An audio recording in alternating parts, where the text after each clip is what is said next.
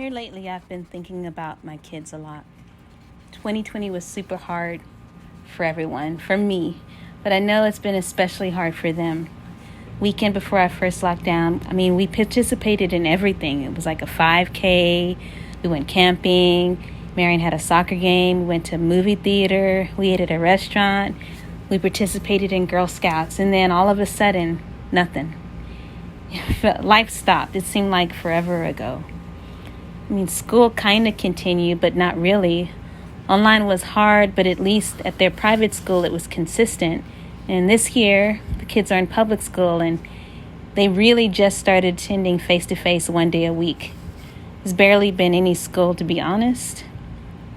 For Marion, it's been torture. London, he doesn't really care so much, but we still worry. And I have to constantly tell myself it's okay because at least we're all healthy. Despite this, I'm still super proud of them. Spending so much time together in this space has made me reflect even more than usual. And so I've been giving them some advice that I hope sticks a bit. I kind of beg them to never stop using their imagination. I tell them how Albert Einstein said imagination is more important than knowledge, and explain that imagination is what fuels curiosity and changes the world. Knowledge is good. It's necessary because it gives us the building blocks to get us to the next step. But that's all it really is. It's a stepping stone to a higher level of understanding. And so I tell him Albert Einstein isn't famous because of how much knowledge he learned in school. He's famous because he let his imagination take him to new places. He imagined himself chasing a beam of light, and he used that dream to give the world some of the most incredible scientific theories we've ever known. So during the pandemic, Marion and London created a universe they call Guavalin. In this universe, they're different beings. Marion's a Sabai, and London is a Peeber, and they can travel different dimensions using these pocket portal things that they purchased from some guy named Dave at Dave's Portals. And in Guavalin, they have this completely different language and number system. So even though they're not really doing much school in real life, in Guavalin, they're in school sometimes for hours together in a completely different language.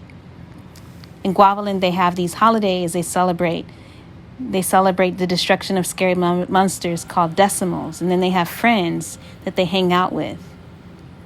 And I guess besides Guavalin, they have all these other things that they like to do. Their artistic expression has grown a lot. London's drawing skills at 8 is better than I could ever achieve, and his memory and attention to detail is amazing. And then Marion's stories and poems, they show a wisdom beyond her 10 years. And I feel blessed and grateful that Kristen and I were chosen to parent them. As time goes on, I don't want them to lose that.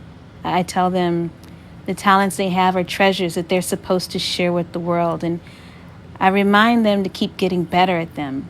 I tell them to read and study techniques about them, to observe others who share their craft. I say never let anyone tell you the thing you're passionate about is not good enough to live on for the rest of your life. There are so many grown-ups who forget their purpose in the world. Or maybe they never discover them because they don't really take time to really look inside, because matters of consequence to them are more important than their passions. And they see obligations in making big money and trying to be impressive to other people. Some try to save the world as adults without imagination at all. They don't understand that these concepts are actually tied together. I tell them if you follow your heart and you use your imagination, you will be more happy than any of these other adults can ever be. And when you're happy, when you're following your dreams and fulfilling the purpose that God gave you, you will find that the light you carry around with you will do more to save the world than you know. If you listen to your heart and imagination, you'll always be fulfilled. I hope they listen.